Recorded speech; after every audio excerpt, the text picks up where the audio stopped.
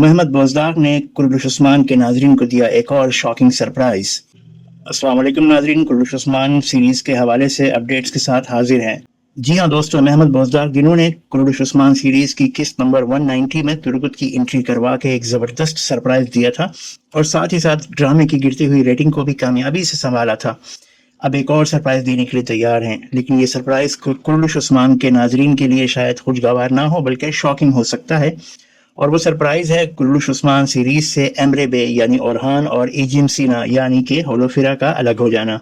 जी हाँ नाजरीन, उस्मान सीरीज के ये दोनों मेन किरदार जिनके बारे में ख्याल किया जा रहा था कि ओरहान सीरीज भी इन्हीं दोनों के साथ शुरू की जाएगी और ओरहान सीरीज का लीडिंग रोल एमरे बे ही अदा करेंगे, लेकिन ताज़ा तरीन अपडेट्स के मुताबिक एमरे बे इस सीरीज से अलग हो रहे हैं और शायद आने वाली किस्त में ही इनका अलविदाई मंजर दिखा दिया जाए या इससे अगली किस्त इन दोनों की आखिरी किस्त होगी। कुर्रुश उस्मान सीरीज के फैंस के जहन में ये सवाल ज़रूर पैदा हो रहा होगा कि आखिर क्या वजह है जिसकी बिना पर ये दोनों लीडिंग कैरेक्टर सीरीज छोड़कर जा रहे हैं।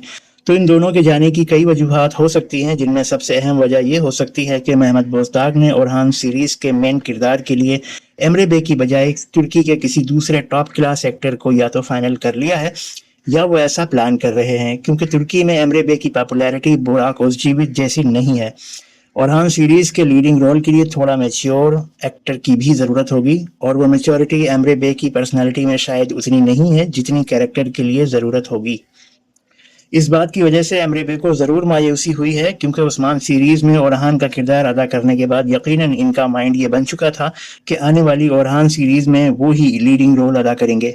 जहाँ तक बात है कि इन दोनों अदाकारों को इस सीरीज़ से किस तरह रुखसत होते हुए दिखाया जाएगा, तो जैसे कि आप जानते हैं कि होलोफिरा उम्मीद से हैं, इसलिए बहुत मुमकिन है कि बाला खातून उन्हें दूर किसी पुरअमन शहर में बच्चे की पैदाइश के लिए भेज दें, जहाँ उन्हें जंग और दुश्मनों से दूर रहकर अपने होने वाले बच्चे की इब्तदाई परवरिश में किसी किस्म की दुश्वारी का सामना ना हो, या इस तरह की कोई भी सिचुएशन बनाई जा सकती है। एक बात जो थोड़ा परेशान कर रही है और वो ये कि बुरसा की फतह ओरहान बे के ज़माने में हुई थी और उनके साथ अलाउद्दीन भी शरीक थे।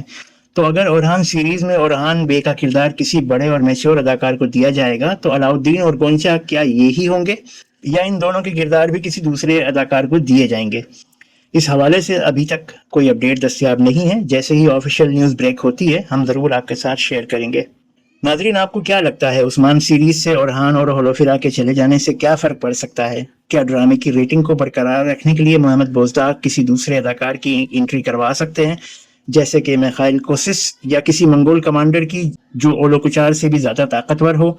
जहाँ तक बात है यगिद बे की, जिसकी एंट्री किस्त नंबर 190 में दिखाई गई है, तो ऐसा नहीं लगता कि ये कैरेक्टर एक या दो किस्तों से ज़्यादा रहेगा।